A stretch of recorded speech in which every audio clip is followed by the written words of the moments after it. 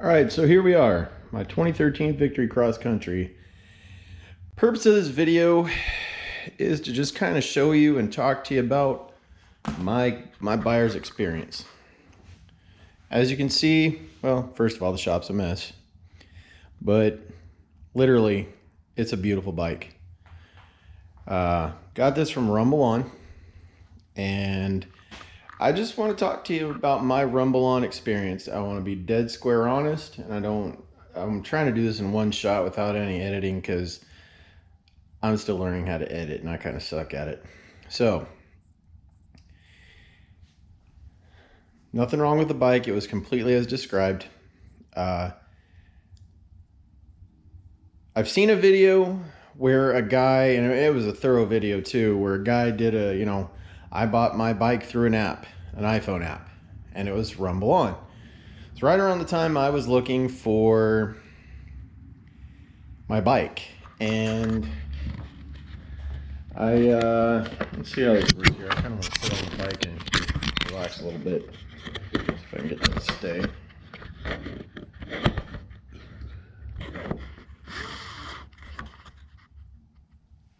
See how it looks on the phone.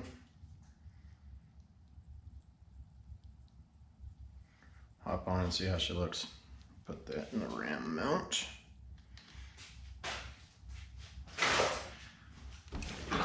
Yeah, let's see. All right. So, Rumbleon. I would just say if I had to do it, move this up a little bit. Perfect. If I had to buy from Rumbleon again, I definitely would. I just kind of want to go over the process of what happened with me, and maybe it'll help somebody. So basically, I found I was searching Harleys. Rumbleon came up on Facebook all of a sudden. Whoa, look at that. Cool, they advertise heavy, great. I started talking to a good buddy of mine, Jesse, about, hey man, I'm thinking about buying a bike. He's like, dude, check out a Victory. Cool. I weigh the pros and cons, and in my mind, Victory's a better option. Seems like less will go wrong, what have you. Cool. So I find a red bike, a Victory Cross Country, red, black pipes. I liked it. I filled out some finance information through the app, and what I wanted to put down and stuff like that, and I sent the information. I'm interested in this bike. Well, get a call on Monday or Tuesday. Hey, Mr. Mercer, you're that bike, unfortunately you didn't put a deposit on it, so it got sold. Well, okay, I messed up. Cool. So I'd been eyeing this one anyways, and I'm glad I got it. Hands down, I'm glad I got it. But I said, okay, well, what about that green one? He said, yeah, that one's available. Cool. So I give him $250 to hold the bike, take it off the market, and it had not been inspected yet. So that was he told me up front, hey, it's going to take about 2 to 3 weeks before you'll get your bike. I'm cool with that. So I'm trying to recall. I give the $250. They have no idea where the bike is. They got a big network. So about a week later, I think it's about what it was, about a week later, I get a phone call saying, hey, he sent me an email, and he called me a few minutes later. Hey, we got the bike. Everything seems to look good with it, but go ahead and check out, it was a pretty thorough inspection report, and everything was up front and on the up and up. And I said, yeah, man, let's go ahead. It looks good. So I get my terms. I'd already talked with the finance manager, got my terms. They agreed to it. I'm financed. Cool. By the way, Rumbleon works like CarMax one way or another. The price is the price, no haggle. You know, it's all straight up front and forward. Cool. So I give him the go ahead, and I asked him, I said, hey, how long is this going to take from here? Well, about 10 to 14 days. And I'm just going to say my salesman was very non-responsive. I'm not the kind of guy that needs to be up your hind end every 10 seconds saying, hey, where's this, where's that, what's this, who's that.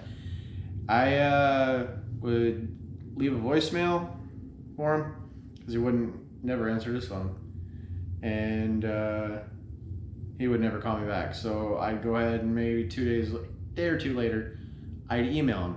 I'd get nothing back, and I'd call again. Honestly, it was just a real big hassle as far as the salesperson I had. He dropped the ball in a couple key areas, and I'm going to get to that. I'm not trying to make this video too long because, yeah, what's the point? But, so, after the inspection came through and I said yes, what it boiled down to was about another week and a half later, I got the bike. And a good buddy of mine was telling me, hey, just be patient. You know, my buddy went through Rumbleon. He had a great experience. Just be patient. Don't bother the salesman. I really should have.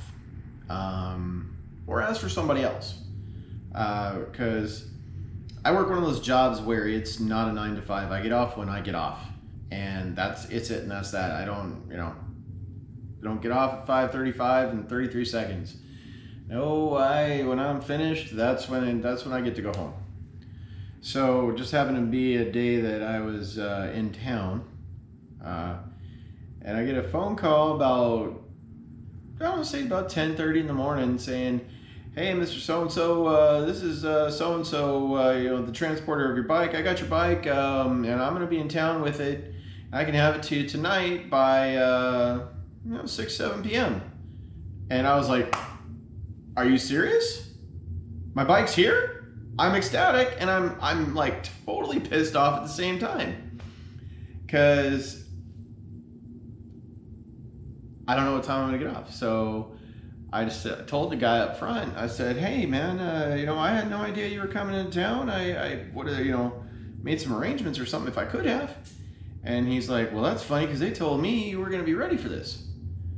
And I said, no, sir, I'm not. Well, my transporter, phenomenal guy. I live on kind of a busy street, and he didn't feel comfortable parking a big, F-250 with a long old trailer. It was probably about a 30-foot trailer he had the thing in. So he got me to my local Walmart, and he said, after a bunch of back and forth and this and that, he was totally cool, and he said, I'm just going to wait for you. I got to hang out here tonight anyways, so I'm going to wait for you. Pretty much whatever time you can come through, just come get the bike, and we'll call it good. So I got to the bike that night at about 10:30 at night, and I'm expecting my bike, and there it was. Beautiful. I'm so glad I got her. It's oh, slight little background, sorry. I had just gotten my motorcycle endorsement, just taken the MSF course probably about a week and a half earlier, and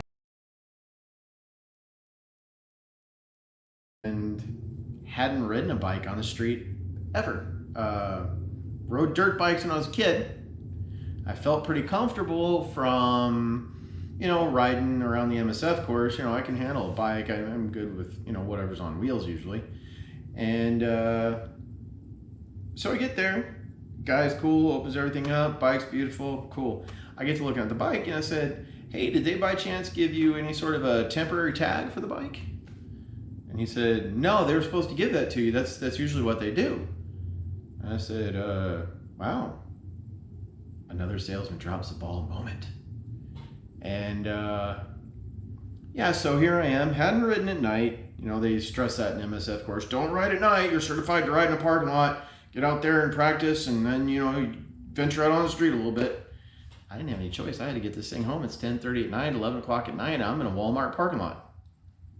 Yeah, got to get it home. So looking for the tag. and we go back and forth and have nothing. Well, still had to get it home. Wanted to get it home. She belonged at home in her garage. But, so no idea the bike's coming. No tag. Granted, it's only about 2 or 3 miles to that Walmart or what have you. But I had to ride an illegal bike home. That's not good customer service, Rumbleon. That's that. That's exactly what that is. And I gotta say that and let you know that. And hopefully you don't do anybody else like you did me. Am I upset? The overall experience, and being that my bike is pretty much pristine and in such great shape, no, I'm not upset. And I would definitely recommend Rumbleon. But I definitely have to tell you to beat up your salesman's butt if they're not communicative, or ask for someone else. Finance manager was great. I've gotten a new guy to deal with named Carlos. Oh, and that was the thing. Call my salesman the next morning. Hey man, you had me ride an illegal bike home. Oh, I did? I forgot to get that to you? Email me the tag just like that so I can print it out. Here in Texas, we gotta, print out a little paper and put it in a little sandwich bag. It's just typical when you go and buy a new car here. That's what happens. So no big deal. I insured the bike. Everything was legal as far as that. But, of course, I got in the back of my head, what if I get pulled over by a cop? What the hell would have happened? Would they have taken my bike? Would it have cost me extra money? I don't know. But it didn't. So there you go. Thanks for watching. Oh, and I'm new to this vlogging thing. I'm going to get better. I'm hoping. I got just bought a 2019 Mustang GT. Between that and this right here, I'm hoping to grow a channel. See what happens. Have a little fun. Meet some people in the process. Just get me out of the damn house. But thanks for watching, and we'll see you around.